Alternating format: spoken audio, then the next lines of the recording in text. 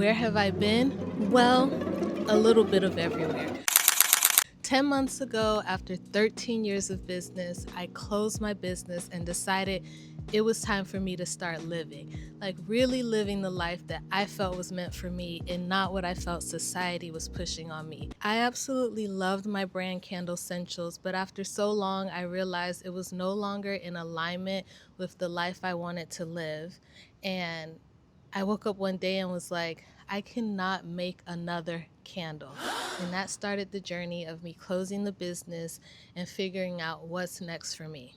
I still don't know what's next for me, but what I do know is in this chapter, I'm living every day to the fullest and making sure I experience as much life as possible. The first thing I did when I closed my business, of course, was go on vacation. I took an amazing cruise to Greece and Turkey, and it was 8 days of bliss, not thinking about work, not thinking about shipping orders or paying bills or any of the things I was used to. I really just got to hang out with my friends, explore some new cultures, and allow my nervous system to rest, which honestly, my nervous system didn't even know what it was to rest. It took a little bit longer than 8 days to get there, but I'm there now. After my vacation, I knew I was not ready to move into whatever was next, so I went to do some really deep soul cleansing and self-development to get back in alignment with myself and really try to figure out what it is that I want for my life. What do I want to share with the world? What are my talents? What are my gifts? What am I here for? What's my purpose? Some people don't need to live a purpose-filled life, but me, I do, and I hadn't been doing that for a long time. I spent 2 months in South Africa, and it was my first time visiting any country in Africa, and it truly did shift my soul.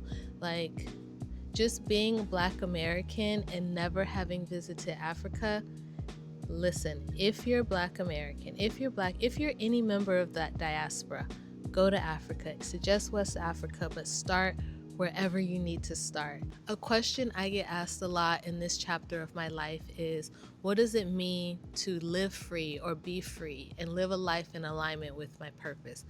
I can only answer half of that so far. It's only been 10 months I've been on this journey, but I can honestly say that what's been guiding me is being connected to source, connected to a higher power, connected to myself, and really being in touch with answering the questions. What do I want for myself? What makes me happy every day? When I wake up, what gets me excited to get out of bed? Not what makes everyone else happy, not what everyone else sees for me, but what feels good to me. And the thing that really resonates with me is freedom of time. I love being able to decide what I want to do with my time.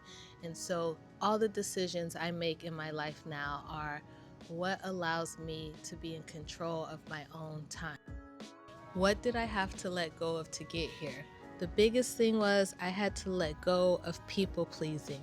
I had to be okay with knowing that people would not agree with my decisions and that was okay. I am a recovering people pleaser, and I will say it's tough. Like, I'm so used to people pleasing that I still battle with it, but knowing that people pleasing is actually just manipulation and I don't want to be a manipulator, that helps me like stay on the course. I started this YouTube channel with a focus on gardening, growing vegetables, which is so close to my heart. I love growing my own food, but I feel now that's too narrow. I need something more expansive. So I'm going to take you on my journey of living life.